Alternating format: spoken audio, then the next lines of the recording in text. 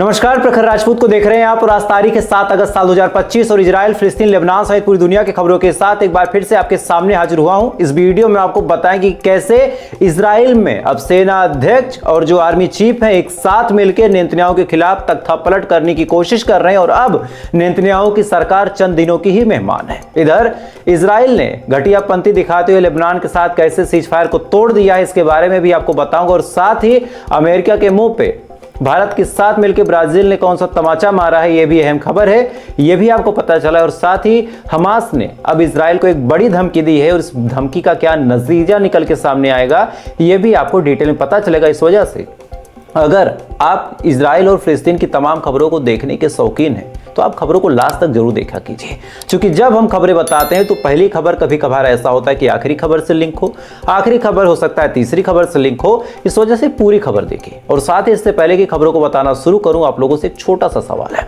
Israel और फिलिस्तीन की इस जंग में आप किसके साथ खड़े? एक बार कमेंट करके जरूर बताइएगा। और अगर आप सच में इजराइल के साथ खड़े भी हैं, यकीन मानिए आपके ऊपर शैतानों ने कब्जा कर लिया, आपके अंदर इंसानियत नहीं बची।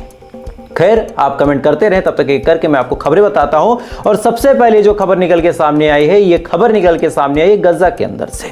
गजा के अंदर आज हमास ने पूरी दुनिया की तरफ अपना मुंह करके एक मदद की उम्मीद से एक बात बोली है। पूरी दुनिया से, आप भारत से हो, आप पाकिस्तान से हो, आप चाइना से हो, आप श्रीलंका से हो, आप किसी भी देश से देख रहे हो, आपके लिए हमास ने एक मैसेज भेजा है। दरअसल हमास का कहना है कि पूरी दुनिया के लोग, अब वक्त आ गया है कि इजराइल के खिलाफ प्रोटेस्ट करना शुरू कर दें। पूरी दुनिया के लोग इजराइल के खिलाफ धरना दें, मुहिम चलाएं, कैंपेनिंग चलाएं, क्योंकि अगर ऐसा काम नहीं हुआ तो जिस हिसाब से भूखमरी के हाल हैं इजराइल की वजह से गजा के अंदर, आने वाले टाइम में सिर्फ गजा के अंदर लाशें ही लाशें मिलेंगी। दरअसल अभी तक जो रिपोर्ट निकल के सामने आई कि इजराइल लगातार हमले कर रहा, इजराइल लगातार गाड़ियों को रोक रहा, मदद की ट्रकों को रोक रहा, और इसका रिजल्ट ये निकल के सामने आया कि कम से कम 200 से ज्यादा लोग ऐसे हैं जो भूखमरी की वजह से अपनी जिंदगी को गंवा चुके हैं, भूखमरी की वजह से। बाकी इजराइल के हमलों में 61,000 से ज्यादा लोग मारे गए और 1.5 से 2 लाख के करीब ऐसे हैं जो बुरी तरह इंजर्ड हैं, जिंदगी और मौत के बीच जूझ रहे हैं, और कम से कम 20 लाख के करीब ऐसे हैं जो भूखमरी की कगार पे है। और अगर इनको टाइम से खाना नहीं मिला तो एक साथ 20 लाख लोगों की जिंदगी चली जाएगी।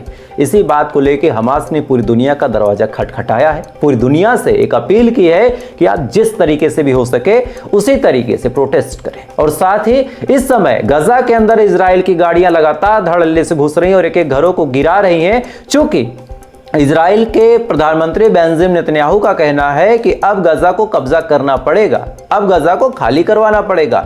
ये बात जब बेंजामिन नेतन्याहू ने बोली, इसी के बाद जो आर्मी है वो घुस गई है बुलडोजर लेके, और इसी पे हमास ने एक अलग सी धमकी दी है।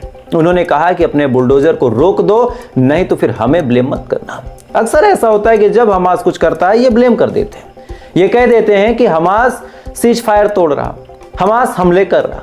इस बार हमास ने पहले चेतावनी दी कि अगर तुम्हारे बुलडोजर गजा के अंदर घुसे तो हम बमों से उनका स्वागत करेंगे, बमों से उनका स्वागत करेंगे। इजराइल की मुसीबत ऐसा नहीं है कि इधर ही बढ़ी पड़ी है, एक और फील्ड है, और इस फील्ड ने तो मानो नेतन्याहू की रातों की नींद उड़ा दी। हुआ क्या, एक शख्स है जिनका नाम पहले आपको बता देता हूं, इनका नाम है एयाल जामिर। जो लोग जानते हैं अच्छी बात है, जो लोग नहीं जानते उनकी जानकारी के लिए बता दूं कि एयाल जामिर IDF के इस समय चीफ है। Army of chief, army of staff इस टाइम अगर कोई है तो उसका नाम है एयाल जामिर। एयाल जामिर से नेतन्याहू ने कहा कि एक काम करो, गजा को कब्जा कर लो, गजा में जितने लोग हैं उनको मार दो, जो घर हैं उनको गिरा दो और पूरी जमीन को समतल कर दो, जो कि हमारा कुछ मास्टर प्लान है। अब एयाल जामिर ने कहा कि हम ये लड़ाई इस वजह से लड़ रहे थे, पूरी दुनिया को हमने ये बता रखा था कि हमारे लोगों को हमास पकड़ के ले गया और हमारे लोगों को आज़ाद करवाने के लिए हम इस लड़ाई को लड़ रहे हैं।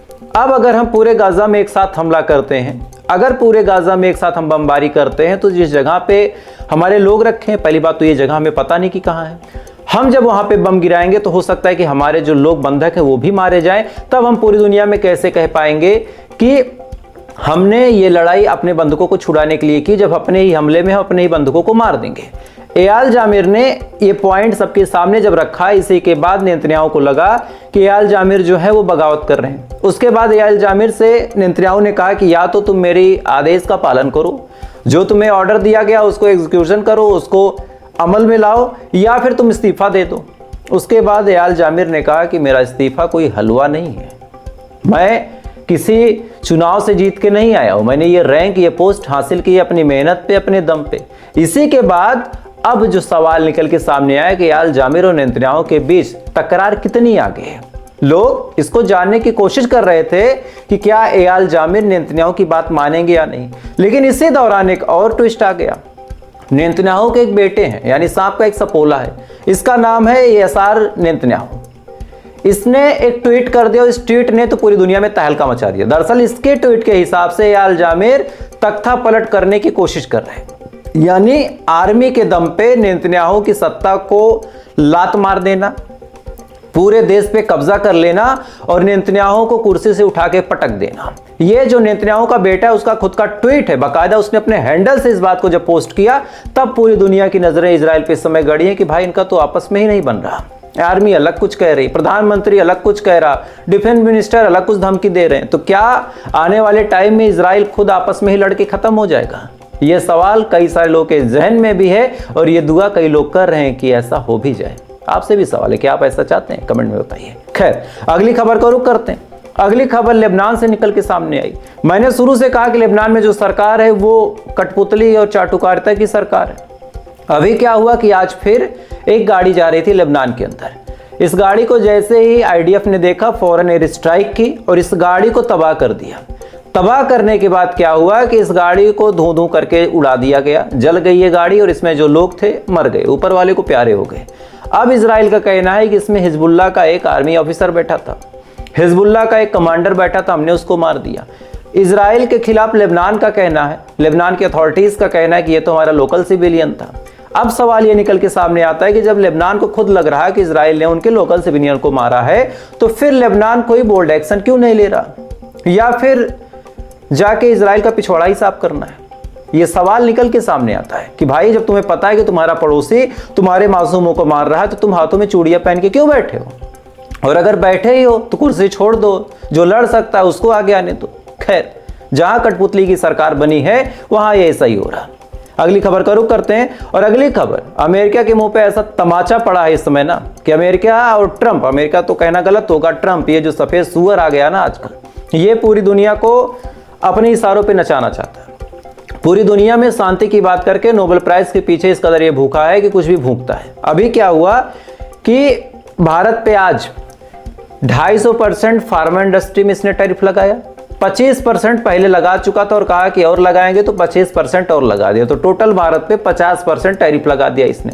इसके बाद इसने अलग अलग और देशों को टारगेट किया, जैसे चाइना को किया, ब्राजील को किया, साथ ही रशिया को करता ही है, ईरान को करता ही है। अब क्या हुआ कि ब्राजील को जब इसने टारगेट किया तो इसके अपने लोग उसके पास, ब्राजील के जो राष्ट्रपति हैं लूला दा सिल्वा के पास जाके कहते हैं कि भाई साहब एक काम करो, ट्रंप को एक फोन कर लो, ट्रंप से बातचीत कर लो, ट्रंप जो कहें वो सुन लो, सुनने के बाद सैंक्शन हट जाएंगे, टैरिफ हट जाएंगे, तुम एंजॉय की जिंदगी करोगे, एकदम बढ़िया पार्टी होगी। समझ रहे हैं? ये बात जब ब्राजील के राष्ट्रपति से बोली गई तब ब्राजील के राष्ट्रपति ने कहा कि रुको 2 मिनट आता हूं। उसके बाद ब्राजील के राष्ट्रपति ने एक प्रेस कॉन्फ्रेंस की और पूरा मामला बताया कि ऐसे ऐसे अमेरिका से ऑफर आया कि एक बार ट्रंप से बात कर लो। और इसी के बाद लूला दा सिल्वा यानी ब्राजील के राष्ट्रपति ने कहा कि हमें बात करनी होगी तो हम मोदी से करेंगे, भारत से करेंगे और जिनपिंग से करेंगे, यानी चाइना से करेंगे। अब हमें अमेरिका से बातचीत नहीं करनी है। इनको लगता है कि ये सबको डरा धमका के अपने घुटनों पे लाएंगे, तो ये गलत है। इन्होंने जिसके जिसके ऊपर टैरिफ लगाया है, हम तमाम लोग आपस में बात करेंगे और अब हम तमाम लोग इनका बाइकआउट करेंगे। ये बात जब ट्रंप साहब सुनते हैं तब वही हे मैं तो मजाक कर रहा था, मैं तो अभी विचार करूंगा, अभी इस पे हम अमली जामा नहीं पहनाए हैं। लूला दा सिल्वा ने कहा कि नहीं, तुम अपना रख लो, भाड़ में जाओ, तुमसे फायदा हमें इतना सा होता है, चिल्लाते पूरी दुनिया में तुम इतना हो, इससे अच्छा तुम खामोश रहो, हमें सुख से रहने दो, हम जहाँ हैं, तुमसे जो उखाड़ पड़ता है उखाड़ लो। अब ये बात ब्राजील जैसे देश के राष्ट्रपति ने जब बोली तब हमारी नजरें हमारे प्रधानमंत्री की तरफ भी जाती हैं कि मोदी जी आप भी कुछ ऐसा बोले। राजनीतिक लड़ाई अपनी जगह, किसी को बीजेपी पसंद है, किसी को नहीं पसंद, जाहिर सी बात है ज्यादा लोगों को पसंद है, इस वजह से आप सत्ता में बैठे हैं। अब हमें आप पसंद हो नहीं पसंद हो खास मैटर नहीं करता, लेकिन आप हम इस समय हमारे देश के रिप्रेजेंटेटिव हैं, आप 125 करोड़ देशवासियों के प्रधानमंत्री हैं। आप बोल देंगे एक बार तो तमाम आवाम आपके पीछे खड़ी है। आप भी अमेरिका को ऐसे मुंह तोड़ जवाब दीजिए जैसे लूला दा सिल्वा ने दिया। और अगर आप नहीं दे सकते तो फिर 56 इंच की छाती, बाकी 18 इंच का डोला, ये सब मूवीज में अच्छा लगता भाई। खैर, एक और खबर आपको बताता हूं। एक और खबर निकल के सामने आई माइक्रोसॉफ्ट से। इजराइल की पकड़ इतनी अंदर तक है, ये जो कभी ईरान पे सीरियसली अटैक करके इंजर्ड कर देते हैं, ये कभी हिजबुल्लाह के चीफ को मारने में कामयाब हो जाते हैं, हसन नसरल्लाह को, कभी याह्या सिनवार को ये मार देते हैं, कभी ईरान के IRGC के कमांडर को मार देते हैं। और तमाम लोग ये सवाल फिर पूछते हैं कि भाई इतना सटीक हमला कैसे। आपके जहन में ये सवाल आया होगा कि भाई इतना सटीक हमला कैसे कि इजराइल जिसको टारगेट करता है उसी को मार देता है। इजराइल ने इनको देख लिया तो इनको मार दिया, इजराइल ने इनको देख लिया 4 दिन बाद इनको मार दिया। अच्छा, जिसको मारा वो बाकायदा एक प्रोटोकॉल में चलता है, रात में कहीं और, दिन में कहीं और, कहां आना कहां जाना किसी को कुछ पता नहीं, फिर भी इजराइल को पता है, इजराइल बम गिरा के मार देता है। तो इसके पीछे एक कहानी अब जाके निकल के सामने आई कि माइक्रोसॉफ्ट ने लगभग 10 लाख फिलिस्तीनियों का मोबाइल टैप किया था, उसको बाकायदा चेक किया था कि ये लोग किससे बात कर रहे हैं, कहां बात कर रहे हैं और इनकी क्या अपडेट है। और बाकायदा इजराइल के 8200 लोग ऐसे थे जो माइक्रोसॉफ्ट में बैठ के इस चीज को चेक कर रहे थे कि कौन सी बात कहां जा रही और कौन कहां किससे मिलने वाला है। फिलिस्तीन के मिलियंस ऑफ पीपल का जो फोन था उसको ट्रैक किया गया, उसको टेप किया गया, उसको सुना गया और इंटरनल डॉक्यूमेंट्स निकाल के व्हाट्सएप चैट, फेसबुक चैट, इन तमाम चीजों पे कंट्रोल करके तब जाके पता लगाया गया कि कौन सा पॉलिटिशियन कब कहां किससे मिलेगा। और ऐसे न जाने कितने तरीके हैं जिसको इजराइल इख्तियार कर चुका है, न जाने कितने ऐसे तरीके। हो सकता है अभी मैं जो वीडियो बना रहा हूं इसको भी वो बाकायदा सुन रहा हो सकता है आप जो अपने दोस्तों को शेयर करते हो उसको भी वो देख रहा हो कि कौन हमारे खिलाफ कहां क्या कर रहा है। ये चीजें चल रही हैं और जब तक इस चीज को जो इजराइल के विरोधी हैं वो नहीं समझ पाएंगे, इजराइल से कभी नहीं जीतेंगे। क्योंकि फोन है, फोन में बातचीत हो रही तो बाकायदा इजराइल को पता है, कभी पेजर के माध्यम से, कभी किसी और चीज के माध्यम से। खैर, अगली खबर का रुख करते हैं और अगली खबर आपको अपने भारत देश की बताता हूं। इसके बारे में मैंने कल आपको बताया था, तमाम लोग दुखी थे, उन्हें लगा कि शायद इंसाफ हार गया, लेकिन इंसाफ जीतता है, इंसानियत भी जीतती है। दरअसल एक शख्स है अनुज चौधरी साहब, इन्होंने संभल में क्या कुछ किया आपको खूब पता है। उसके बाद फिर बाकायदा इनका ट्रांसफर हुआ, ट्रांसफर होने के बाद फिर अपडेट आए थे कि प्रमोशन किया जाएगा, इनको SSP बनाया जाएगा। दरअसल योगी बाबा के पास 19 लोगों की एक लिस्ट गई है, 19 लोगों की लिस्ट में इनका भी नाम है और बाकायदा इनका भी प्रमोशन होगा और ये SSP बना दिए जाएंगे, ऐसा लोगों को कहना था। लेकिन अब इसमें एक ट्विस्ट आ गया। ट्विस्ट क्या कि कई सारे अच्छे लोग हैं जो नजर रखते हैं कि चल क्या रहा, तो कई सारे लोगों ने इनके खिलाफ मानवाधिकार में शिकायत की थी 2 मामलों पे। पहला मामला ये था कि इनके राज्य में जब ये CEO थे तो 4 लोगों की मौत हुई गोली से। जो शब्द आप सुनना चाह रहे हो वो भी बता देता हूं, आपके दिमाग में आया कि भाई ने ये क्यों नहीं बोला कि 4 मुसलमानों की, अभी आप सुनिए। 4 लोगों की मौत हुई। 4 लोगों की मौत होने के बाद दूसरा जो इनके ऊपर मामला चल रहा वो ये है कि मुसलमानों के साथ ये पक्षपात करते हैं, मुसलमानों को ये देखना नहीं चाहते, उनके साथ अलग तरीके से व्यवहार करते हैं। तीसरा मामला जो इनके खिलाफ चल रहा है वो यही कि ये खुद वर्दी पहन के कभी गदा लेके कभी आरती गाते हुए नजर आते हैं, तो वर्दी की इज्जत भी नहीं करते, क्योंकि वर्दी में आप किसी भी धार्मिक कार्यक्रम में शामिल नहीं हो सकते, ये वर्दी का कानून कहता है। तो इन्होंने ये तमाम चीजें उलट पुलट कर दी। अब इसको एक आधार बना के कई सारे लोग इस कोशिश में अब लग गए हैं कि जिसके ऊपर इतने मानवाधिकार के मामले चल रहे हो उसका प्रमोशन नहीं होना चाहिए। लेकिन अब फिर वही दिक्कत है कि अगर सरकार करना चाहेगी तो करेगी, योगी बाबा करना चाहेंगे तो करेंगे, चाहे जितना मानवाधिकार का मामला कोई खास मैटर नहीं, और अगर नहीं करना चाहेंगे तो फिर नहीं करेंगे, उसमें चाहे कोई कितना भी अच्छा हो। डिपेंड अपॉन कि भाई पॉलिटिकल इंटरेस्ट किसका कहाँ है। ये चीज़ें आप खूब समझते हैं, आपको समझना पड़ेगा भी कि आप किस धर्म से हैं, किस जात से हैं, किस मजहब से हैं, कुछ खास मैटर नहीं करता। आप अगले के पॉलिटिकल इंटरेस्ट के इंसान हैं तो आप उसके प्यारे हैं, नहीं है तो नहीं है। ये चीज़ें पूरी दुनिया में चल रही है, इसमें आप कुछ कर भी नहीं सकते। खैर, मुझे लगा एक बड़ी अपडेट है, आपको शेयर करना पड़ेगा। तो फिलहाल आज की ये पूरी कहानी थी इजराइल, फिलिस्तीन, लेबनान की।